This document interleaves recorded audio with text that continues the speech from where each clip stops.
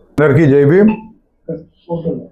ముఖ్యంగా ఈ మీడియా సమావేశం జరపడానికి ముఖ్య ఉద్దేశం ఏంటంటే, మొన్న రీసెంట్గా కూడా ఈ విషయం పైన మేము ప్రెస్ మీట్ పెట్టడం జరిగింది.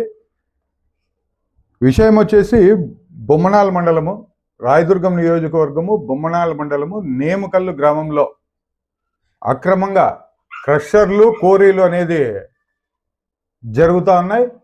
ఈ విషయమై అనేక సార్లు మేము కంప్లైంట్ చేయడం జరిగింది. ప్రెస్ మీట్ ద్వారా కూడా అధికారులకి తెలియజేయడం జరిగింది. ఇంతవరకు ఆ క్రషర్ పైన ఎటువంటి చర్యలు కూడా అధికారులు తీసుకోలేదు. అందుకు ఇక్కడున్న అధికారులు ఎందుకు తీసుకోలేదు అనేది మేము బహుజన్ సమాజ్ పార్టీ తరఫున అడుగుతున్నాం.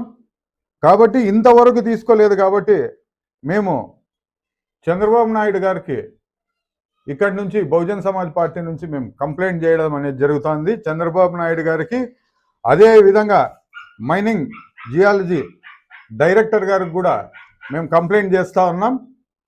లోకేష్ గారికి కూడా కంప్లైంట్ చేస్తున్నాం ఈ విషయం పైన. ఇది ఎందుకు అక్కడ ఆయన పైన చర్యలు తీసుకోవడం లేదు అంటే, అధికార పార్టీ ముఖ్య నాయకుడికి చాలా సన్నిహితుడనే, లేకపోతే అందులో అధికార పార్టీ ముఖ్య నాయకుడికి ఏమన్నా భాగముందనే అనేది అర్థం కావడం లేదు.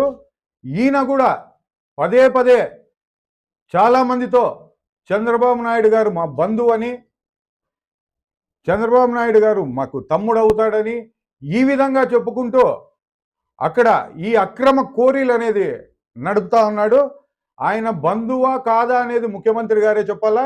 ఈ కంప్లైంట్ ముఖ్యమంత్రి గారికి మేము పంపుతా ఉన్నాము, ఈరోజే పంపుతా ఉన్నాము.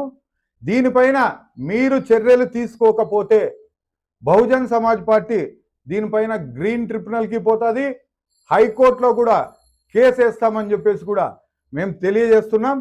అంత లోపల ముఖ్యమంత్రి గారు దీనిపైన స్పందించి దీనిపైన వెంటనే చర్యలు తీసుకోవాలని చెప్పేసి బహుజన్ సమాజ్ పార్టీ డిమాండ్ చేస్తూ ఉంది. అదేవిధంగా లోకల్గా ఉన్న ఎంఆర్ఓ గారు ఏం చేస్తున్నారు, ఇక్కడ ఉన్న మైనింగ్ డిపార్ట్మెంట్ ఏం చేస్తూ ఉంది, కలెక్టర్ గారి దృష్టికి ఇది రాలేదా? పదే పదే పేపర్లో వస్తూ ఉంది. పదే పదే ఈ విషయాన్ని అక్కడ నియోజకవర్గం కోడై కూస్తూ ఉన్నా కూడా ఈ అక్రమ మైనింగ్ పైన ఎందుకు పట్టించుకోవడం లేదు? ఈ రోడ్డు కంకర అనేది అట్లీస్ట్ రాయల్టీ కూడా కట్టుకోకున్నట్లు, అక్కడ చాలా చోట్ల అక్కడ రాయల్టీ కూడా కట్టుకోకున్నట్ల కర్ణాటక రాష్ట్రానికి కూడా తరలించడం అనేది జరుగుతూ ఉంది. ఈ కాంతారావు అనే వ్యక్తి దాదాపు 30 కోట్ల రూపాయలు ఆల్రెడీ ఫైన్ కూడా ప్రభుత్వం వేయడం జరిగింది. దీనికి కూడా ఒక్క రూపాయి కూడా ప్రభుత్వానికి చెల్లించిన బాధ్యత లేదని చెప్పేసి మేము తెలియజేస్తున్నాం.